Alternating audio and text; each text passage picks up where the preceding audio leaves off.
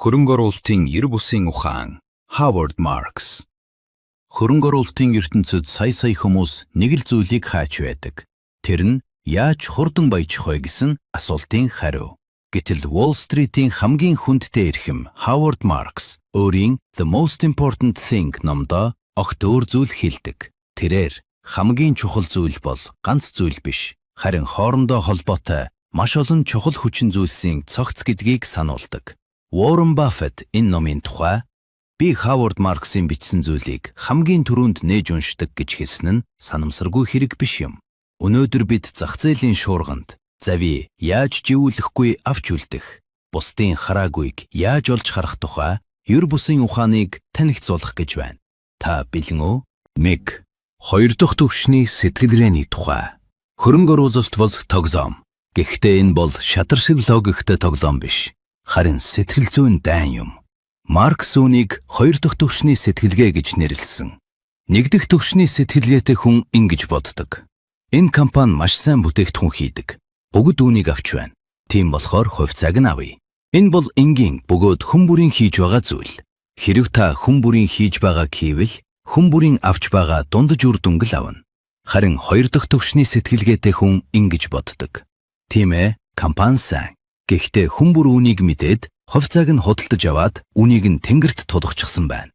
Одоо энэ хувьцаа хит өндөр үнэлэгдсэн байна. Тиймээс одоо зарах цаг нь болж. Та бусдаас илүү байхын тулд бусдаас өөрөөр сэтгэх ёстой.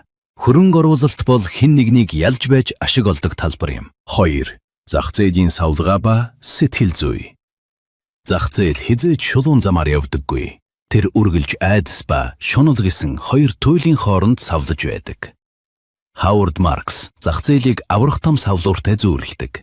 Савлуур нэг тал руугаа, өөрөөр хэлбэл хит өдрөг үзэл рүү туйлширч бүгд баяжиж байна гэж итгэх үед яг тэр мөч хамгийн аюултай байдаг.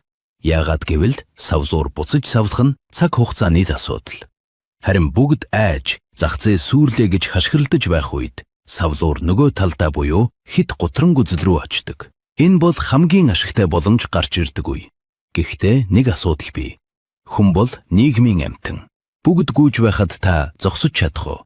Бүгд авч байхад та зарж чадах уу? Сүргээс тасарч эсрэг зүг рүү харах нь асар их зэрэг сахилга бат шаарддаг.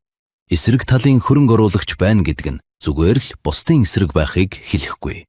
Энэ нь бусад яагаад буруу бодож байгааг ойлгохыг хэлнэ. 3. Эрсдлийн өдөрдөрийн тухай. Ихэнх хөрөнгө оруулагчид би хэдэн төгрөг олж чадах вэ гэж асуудаг. Харин ухаалаг хөрөнгө оруулагч би хэдэн төгрөг алдах магадлалтай вэ гэж асуудаг. Маркс хэлэхдээ эрсдэл гэдэг бол юу болно гэдгээс илүү юу болж магадгүй гэсэн магадлал юм. Таны таамаглал 99% зөв байж болно. Гэхдээ тэр үлдсэн 1% нь тохиолдоход таны бүх хөрөнгө байхгүй болох эрсдэлтэй бол та буруу тоглож байна. Сайн хөрөнгө оруулалт гэдэг бол зөвхөн ашиг олох биш, харин алдаа гаргахгүй байхыг хэлнэ. Хөрөнгө оруулалтын амжилтыг зөвхөн олсон ашгаар нь биш, харин тэр ашгийг олохын тулд хэрэг хэрсдэл хүлээсэн бэ гэдгээр нь хэмжих ёстой. Хэрв та сохор азтай байж байгаад ашиг олсон бол тэр нь таныг ухаалаг хөрөнгө оруулагч болгохгүй. Тэр аз дараагийн удаа таныг орхино. 4. Хөрөнгө оруулалтын ертөнцийн хамгийн чухал томьёо бол үн ба үн цэнийн зөрүү. Үн бол таны төлж байгаа мөнгө. Үн цэн бол таны авч байгаа зүйл. Ямар ч сайн компани байсан, хэрв та түүнийг хит өндөр үнээр авчих бол тэр нь муу хөрөнгө оруулалт болно. Харин хинч тоохгүй байгаа муухан компани гэсэн үн нь үн цэнээсээ хит доогуур унсан бол тэр нь алт гэсэн үг.